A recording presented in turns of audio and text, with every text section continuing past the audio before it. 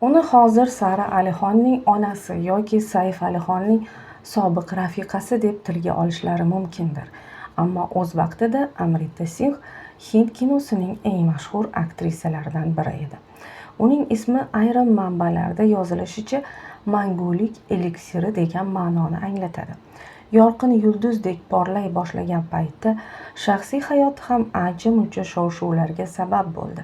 To'g'ri, u hammaga ham yoqavermasligi mumkin, lekin uning iste'dodli aktrisa va kuchli ayol ekanligini inkor qilib bo'lmaydi. Uni turli avlod vakillari tanishadi. Yoshi kattaroqlar Sunny Deol, Amitabh Bachchan bilan birga o'ynagan rollarini eslashsa, yoshroqlar Saif Alixonning sobiq rafiqasi deb biladi. Aktrisa Hind kinosida eng yetakchi aktrisalar qatoriga kirgan bir paytda suratga tushishdan to'xtadi. Yillar o'tib yana kinoga qaytdi va iste'dodli aktrisalar hech qachon ishsiz qolmasligini isbotladi.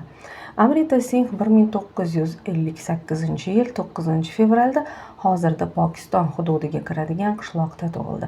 Uning Sindh otasi ofitser, musulmon onasi esa jamoatchilik harakatlari faoli edi. Ota-onasining munosabati ancha murakkab va ziddiyatli edi. Shuning uchun ham Amrita biroz ulg'aygandan so'ng ajrashishdi. Shunday bo'lsa-da, u hech nimaga muhtojlik sezmay o'sdi. Ota tomonidan buvasi harakatlari bilan ritsarlik unvoniga va boshqa qator imtiyozlarga ega bo'lgandi. Amrita nufuzli maktabda o'qib, 3 ta tilni ingliz, hindi va panjobchani o'rgandi. Avvaliga Amrita qorin raqsiga juda qiziqdi, lekin keyin kinoyulduz bo'lishga qaror qildi. Siyosiy doiralarda obro'ga ega onasi qizini rejissyor va prodyuser Baldev Raja Chopraga tanishtirish uchun qo'lidan kelgancha harakat qildi. Aynan o'shanda Yash Chopraning akasi o'zining Takroriy nikoh deb nomlangan yangi filmiga yangi chehra izlab yurgan edi. Biroq Bihar Chopra oqibatda Amritani emas, pokistonlik qo'shiqchi va aktrisa Salma Akhani tanladi. Film 1982-yilda muvaffaqiyatli namoyish qilindi. Bosh rolni o'ynagan Salma Filmfare mukofotini oldi. Shu bilan birga bir dunyo tahdidli xatlarni ham. Mishmishlarga qaraganda bu xatlarni Amrita Singh yozgan ekan. Bu voqea Amritaning kinochilar doiralarida tilga tushishiga sabab bo'lib, rejissyor Rahul Rawal o'zining fe'liga mos tushadigan qahramonni gavdalantirishni unga taklif qildi. Qahramon qiz chiroyli va shu bilan birga erka hamda injiq edi. Uning qalbini faqat chinakamiga qat'iyatli va mard yigit zabt eta olardi. 1983-yilda ekranlarga chiqqan Sevgining kuchi filmidan so'ng kinoteatrlarda juda muvaffaqiyatli namoyish qilindi. Bu kinokartinada uning partnyori Sunny Deol bo'ldi. Shundan so'ng Amritaga rejissyorlardan takliflar yog'ila boshladi. Endi u go'yo boshlovchi aktrisa emas, taniqli kinoyulduzdek edi. Amrita imkonni qo'ldan bermaslikka, undan to'liq foydalanishga qaror qildi. Aktrisaning yana bir omadli filmlaridan biri Jeki Shroff, Juhi Chawla ishtirokidagi Sevgi uchburchagi bo'ldi. O'tgan asrning 80-yillari Amrita uchun nihoyatda omadli keldi.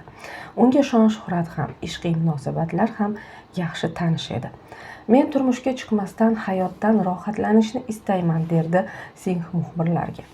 Avvaliga muxlislar uni kriketchi Ravi Shastriga turmushga chiqadi deb o'ylashdi.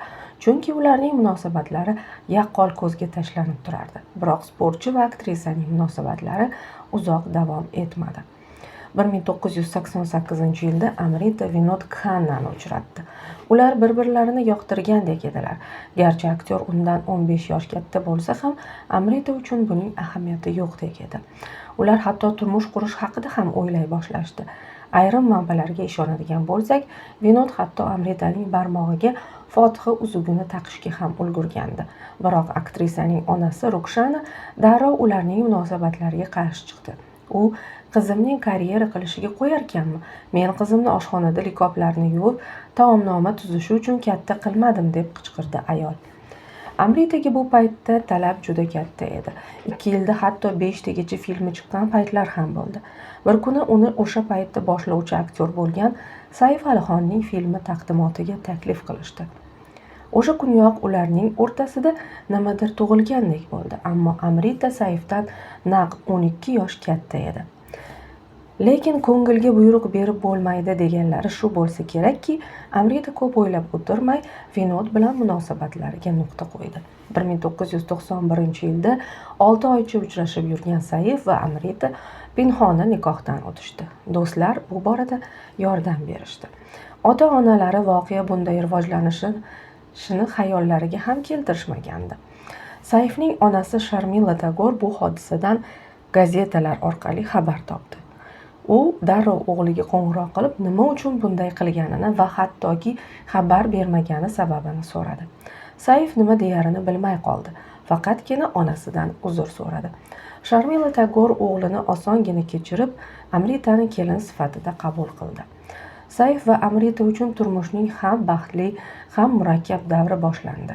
Kinochilar ularning nikohiga qarshi edi. Saif Alixonning faoliyatida omadsiz davr boshlandi. Unga hatto Amrita bilan munosabatlari o'zi jiddiymi deb savol bergan paytlari ham bo'ldi. Bir kuni unga shunday deb savol berishdi. Amritada boshqa ayollarda yo'q nima bor?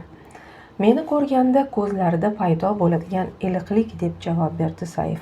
Men uchun Amritaning ko'zlarida bor narsa boshqa ayollarda yo'q. Amritaning sha'niga ham ancha yoqimsiz, haqoratomuz gaplar ayta boshlashdi. Yosh yigitni ilintirib oldi. Nimaga umid qilgandi o'zi qabilida. Lekin tabiatan kuchli bo'lgan Amrita bunday gap so'zlarga e'tibor bermaslikka urindi. Saif tanilish uchun jon jahdi bilan harakat qilayotgan bir paytda Amrita allaqachon mashhurlik cho'qqisiga chiqib bo'lgan edi. U 50 dan ziyod filmda suratga tushishga ulgurgan muxlislar atrofida parvona edi. 1991-yilda Arvoh filmi ekranga chiqdi.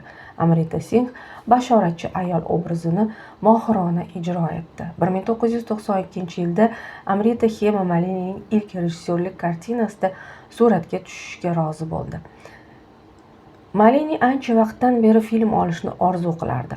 Oshno qalblar filmi uning rejissyor sifatidagi debyuti bo'ldi. Bu filmda Amrita Mithun Chakraborti, Jitendra, Shohruxxon singari super yulduzlar bilan birga ishladi. Ammo Hema Malinining rejissyorlik ishi muvaffaqiyat qozonmadi. Munosabatlar salbiy bo'ldi. Film kinoijarada yaxshi kassa to'plamadi. O'sha yili Amrita Gentlemanning orzusi filmida yana Shohruxxon bilan bitta filmda ishladi. Amritaga keyingi filmi Sevgi uchburchagi omad keltirdi. U bu filmdagi ishi uchun eng yaxshi aktrisa sifatida 1993-yilda Filmfare mukofotini qo'lga kiritdi. Biroq shunday omad ham Amrita Singhni kinodan ketish fikridan qaytara olmadi.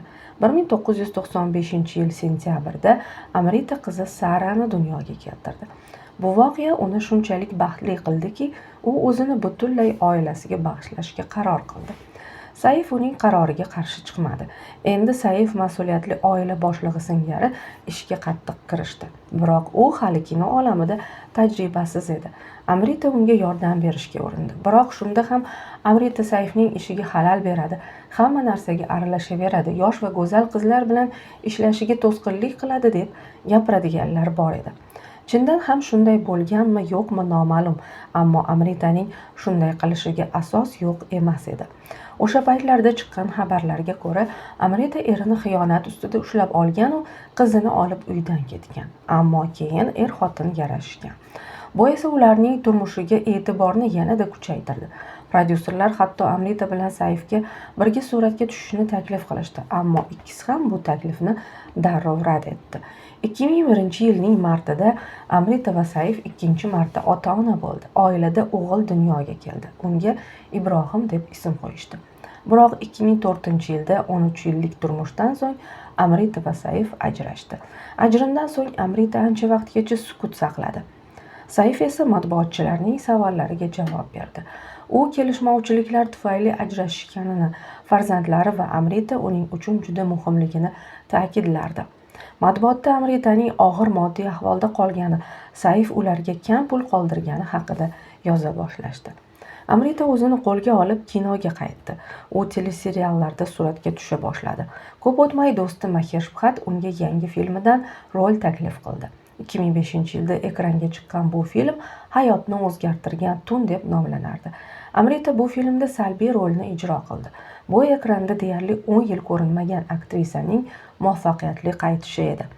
2007-yilda Amrita Apurva Lakhiyaning Lokanvaladagi otishma filmida suratga tushdi. Rol kichikroq bo'lsa ham Amritaga voqea va qahramoni ma'qul bo'ldi. Amrita unda Vivek Oberoyning qahramonining onasini gavdalantirdi. Amrita Saif bilan ajrashgandan so'ng boshqa turmush qurmadi. Garchi unga hamon rejissyorlar yetarlicha takliflar berayotgan bo'lsa-da, ko'proq vaqtini farzandlari bilan o'tkazishga harakat qiladi. Shuning uchun hamma takliflarni ham qabul qilavermaydi. Siz Amrita Singh ishtirokidagi filmlarni ko'rganmisiz? Yoki uni faqat Saif Alixonning sobiq rafiqasi deb bilasizmi? Izohlarda bu haqda albatta yozib qoldiring.